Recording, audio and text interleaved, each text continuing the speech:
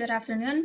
My name is Cornelia Lany, and I'm going to explain English affixes that coming from Latin and Greek in history of English language based on my understanding.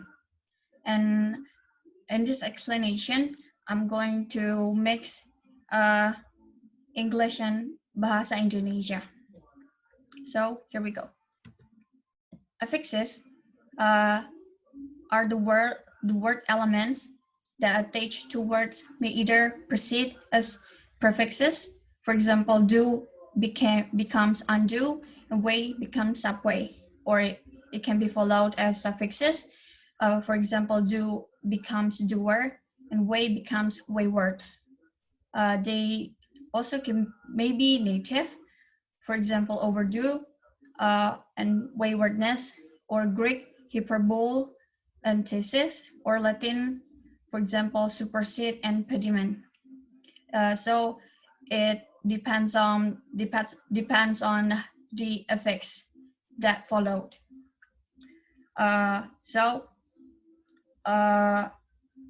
Affixes atau in bahasa Indonesia atau imbuhan itu dapat berupa prefix atau suffix. Prefix adalah awalan dan suffix adalah akhiran. Untuk contoh prefix itu ada do menjadi undo. Di sini un itu adalah prefix dari kata do. Dan way jadi subway. Sub itu adalah prefix dari kata way. Dan doer itu adalah suffix atau akhiran dari kata do, dan word di situ adalah suffix dari kata way. Next, usage may prove capricious or unpredictable. Penggunaannya itu mungkin berubah-ubah. Whereas, for example, writer is describe a person, and typewriter is describing a machine. But for some time, the word computer was used to describe those both of them, like person and machine. But now, computer is no longer used for person. Jadi kata komputer itu tidak lagi digunakan untuk mendeskripsikan orang. Next, there is the example of online dictionary that we can try to use to look for or to search the word origins. This is Oxford Learned Dictionary of Academic English. So next, there is an example right here for the word perfect.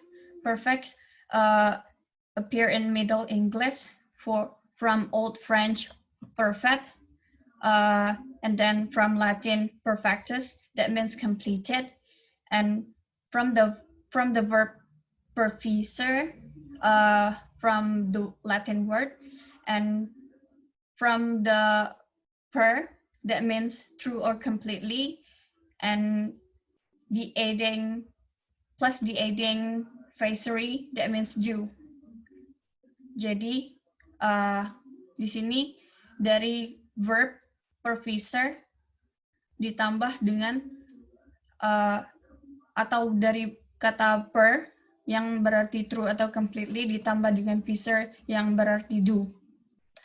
Next, there is ability that appears in late Middle English from Old French ablete, and from Latin habilitas, and from habilis, that means able. So ability comes from Latin word habilis, that means able. And next, there is potent word that appears in late Middle English. It came from Latin potent, that means being powerful or being able. And from the verb pose, this word means bisa in Indonesia or can in English, because this is the verb in Latin.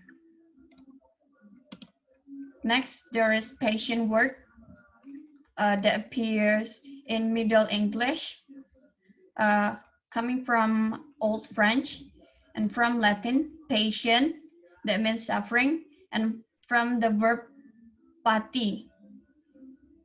This word means menderita in English. In Indonesia, I mean. This is the verb in Latin. Next, there are few rulers in addition of affixes in English and Anglo-Saxon affixes that can be attached to Latin or Greek words or vice versa.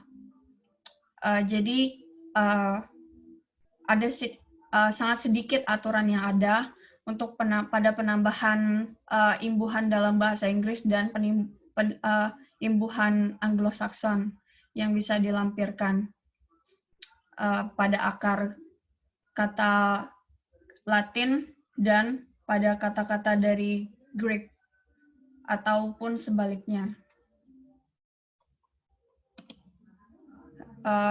Contohnya itu seperti kata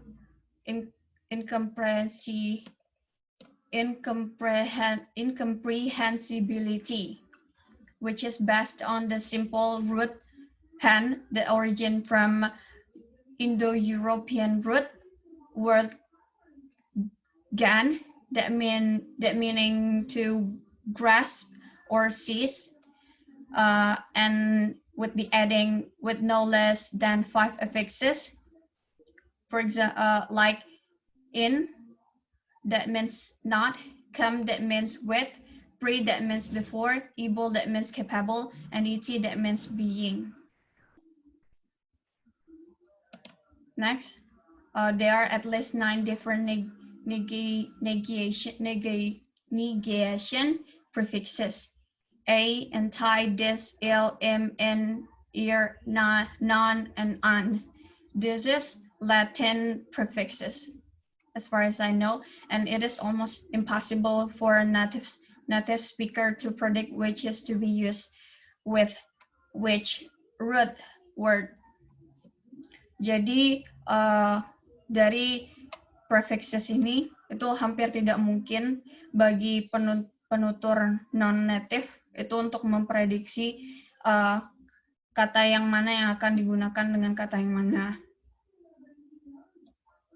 Lalu selanjutnya, next, some affix additions are surprisingly recent. Official them and boredom joined the ancient word kingdom as recently as the 20th century, and political as the negation of political did not appear until 1952. Adding affixes remains the simplest and perhaps the commonest method of creating new words. Jadi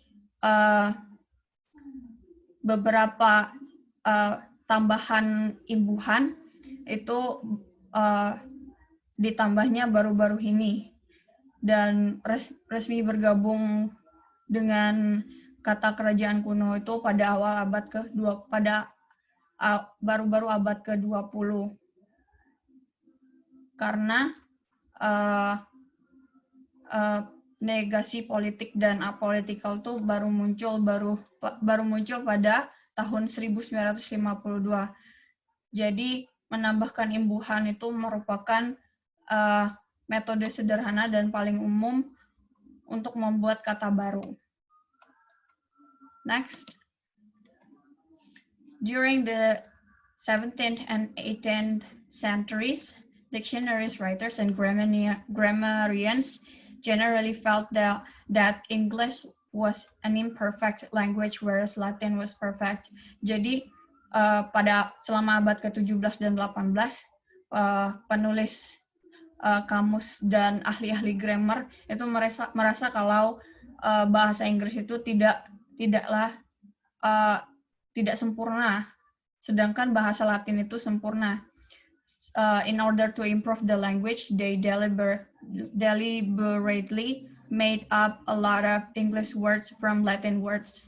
Jadi mereka untuk meningkatkan bahasanya itu, mereka dengan sengaja itu membentuk atau menciptakan kata-kata bahasa Inggris baru dari bahasa Latin, dari kata-kata bahasa Latin. Contohnya, for example, fraternity dari bahasa Latin fraternitas was thought to be better than the native English word brotherhood, yang dianggap lebih baik dari bahasa Inggris, kata bahasa Inggris aslinya brotherhood. So I think that's all from me. Thank you for your attention and good afternoon.